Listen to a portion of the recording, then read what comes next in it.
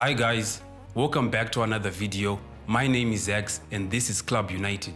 Manchester United have managed a statement win over Tottenham. And what impresses me the most, or the biggest take from this game, is that clean sheet. Finally we have a clean sheet. United last achieved a clean sheet last August, that was last season. So Gunnar Solskjaer after this game, he's probably thinking to himself, this is a good day in the office after securing a big win for United and obviously easing pressure. As it stands, Ole was leading the managerial sack race. But before we break it down, please like, share and subscribe to the official YouTube channel, Club United. It would really be a plus if you can get your friends to get their friends to like this video. In fact, if you can get your girlfriend's dad, who's an Arsenal supporter, to like this video. If there are such legends out there, please let me know in the comment section below. Personally, I'm just so impressed with the way Manchester United played against Tottenham, with Ole Gunnar Solskjaer opting for different tactics and different formations. This game has been labelled by the media as the perfect United reaction to the devastating loss at Liverpool. So what is different and what has changed about Ole Gunnar Solskjaer's approach to the Spurs game? For starters, the formation that he went with, 3-4-1-2 formation. For all those people thinking, or for all those people assuming this is the first time we've used this formation, it actually is not the first time we've used this formation. Manchester United have used this formation a few times, but the fun fact is, every time we've opted for the 3-4-1-2 formation, we've actually managed a win over Chelsea and Manchester City. This is the very formation that we used on the last leg, or the return leg, for last season Premier League, where we beat Manchester City 2-0, with Luke Shaw scoring the final goal, the second goal. What we had were 5 defenders, with Maguire, Verane and Lindelof making up the back 3, and Shaw and Wan-Bissaka being given freedom to perform that modern English left back, right back, counter-attacking type of football. The best example for this type of play would be Trent Alexander-Arnold, where Wan-Bissaka and Luke Shaw were given more freedom to actually get those crosses into the box. The centre forward role, Bruno Fernandes, being given that responsibility to create that good link-up play so he can assist and supply Cristiano Ronaldo with those vital passes. And who can be surprised with Scott, McTominay and Fred making up the midfield pairing? This is Ole's favorite pairing and something that we know and something that we do expect. So what I'm really impressed about is the clean sheet, and how we manage that clean sheet is a lot to do with these tactics and this formation. We probably saw the best of Harry Maguire, and I know he's come under the spotlight for most part of the season because he's not been playing at the level that we know Harry Maguire to be capable of. And this performance in this combination with Lindelof and Harry Maguire, it gives us confidence for the upcoming games in what can be the proper Manchester United defense that will allow us to actually gain more clean sheets and not concede all these sloppy goals. Another important thing to consider is the combination of Fred and McTominay. Fred in this game was pretty much covered and he wasn't given that much space to actually make some of those errors that he usually makes, like losing the ball in the clumsiest of ways. He had so much protection that the only time he actually had the ball, what he simply had to do was actually get the ball to McTominay, and he was getting that drive, pretty much wrestling through prayers to actually get the ball forward to Bruno Fernandes, Cavani, so the ball kept on going forward. And this is the classic Manchester United way.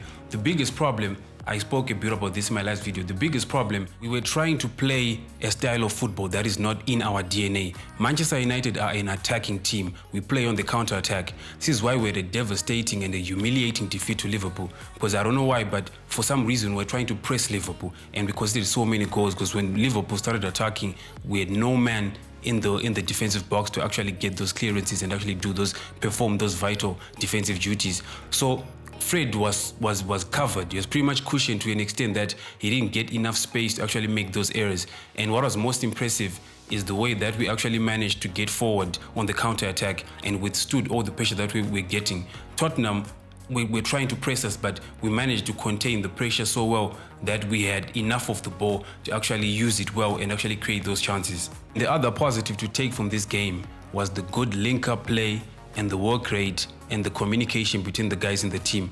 I would go as far as to say this is Manchester United's best performance of the season, because we worked as a unit. For the previous games, if you really look at it, we have been labelled for individual performances. That's why the headlines have been reading Cristiano Ronaldo's heroic saves the day, It was all about those individual performances that were sometimes saving us. Maybe we would consider 2 goals and we had to come back on the counter-attack and actually score those goals to come back. But what was most impressive and what we can take from this game and just really harness and hopefully use it for the next coming games is the communication and the teamwork that was within that game, which is a very, very plus when you're playing a side like Tottenham. And I also think that this was, to be honest, the perfect time to play Tottenham, who haven't been playing their best football. Tottenham have actually managed to win 5 games and lose 5 games. So I say the perfect time because our confidence were low coming into this game. We didn't know what to expect. We knew that Gunnar Solskjaer needed a reaction, a big performance to really drive those players to get into the game. And with this Tottenham side that has been playing so dismal, they didn't create enough pressure for us, so we were really comfortable with the way that we're playing.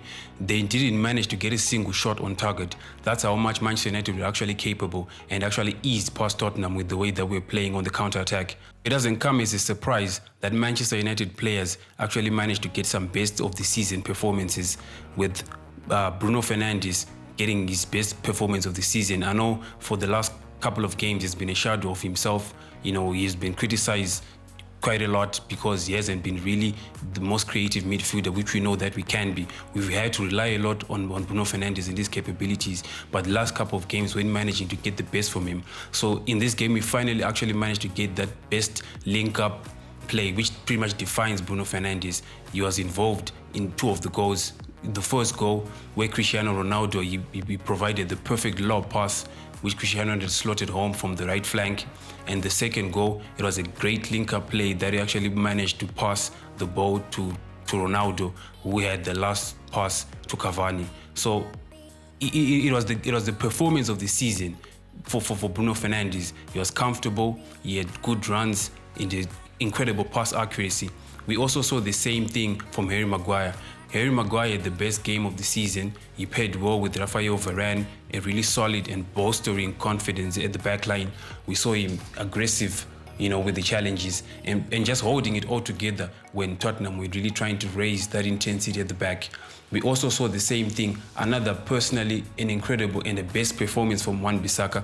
Wan-Bissaka made those important runs, and that immediate response when he was called up or when he was needed for those defensive duties. The last time I saw Wan-Bissaka playing this well was last season against Crystal Palace, where he actually won the man of the match. So another personal best performance from Wan-Bissaka. So it's actually incredible how Ole actually managed to get some best performances from a set of players who were so much under so much scrutiny from the heavy defeat from Liverpool last week. And Cristiano Ronaldo and Cavani, the veteran pairing up so is one of those performances that you wonder, why haven't Cristiano Ronaldo and Cavani playing so well? So the obvious question or the obvious reason would be probably Ole is trying to maintain or he's trying to watch carefully their workload. These guys are still very, very capable strikers. We saw with those bursts of life when they were running, that energy, that intensity. And Cristiano Ronaldo, I'm not even going to go with this goal-scoring form. Cristiano Ronaldo is a very, very capable goal scorer. I spoke about this in my last video. We need those goals, and Cristiano Ronaldo can provide those goals. And Cavani is lethal in front of goal. He's a header, he presses high, and just really works like he's still 19 years old. So it really, really helps when you have squad depth, right? Which we are blessed with Manchester United. We saw this when Rashford came in as a second half substitute. An important sprint, he just ran into life. I think Rashford is probably the fastest forward that we have and got that final goal to really put the cherry on the top. And what really made this win or this comeback spirit Manchester United even sweeter was the fact that our noisy neighbours Manchester City lost to Crystal Palace, while Liverpool drew and were able to continue their winning streak. This win, we sit in 5th position on 17 points, with our next opponent, Manchester City, in the Manchester Derby on 20 points. So what's actually quite crazy is the fact that if we do actually manage to win against City, that puts us level on 20 points. So for a team that has been struggling for the last 4 or 5 games to now be in a position where we could actually catch up to Manchester City, that's an opportunity that we should really take and just go for it. Solskjaer has got a decent record against Guardiola, where he actually managed to beat Guardiola last season while we drew in the first leg. So obviously going into the Man City game, a lot of question is raised around the fact that will Manchester United take the same approach? Because we know that we've used this formation, we've used this approach to actually win against Manchester City before. So the big question is Ole going to maintain the same starting 11? Pogba was unavailable for this game. So if he's to come back, how best do we slot him in? Is he going to be part of the midfield pairing? Is he going to be maybe replacing Fred? Because I don't really see Pogba taking that centre forward role. That's solidified as the Bruno Fernandes role. And the attacking, I'm not really sure what Ole is going to do with the attacking strength. Is he going to probably maybe replace Cavani with Greenwood? We know Greenwood has got a lot of pace and he's got a good record so far in going into the season. He's capable and he might bring that important goal. So there are a lot of positives to take from this game. Now, what I want to know from you guys is how you think Manchester United are going to be performing against our upcoming opponents, Manchester City, the Manchester Derby. Please send your predictions in the comment section below. Let me know what you guys think. This has been Club United. See you in the next video.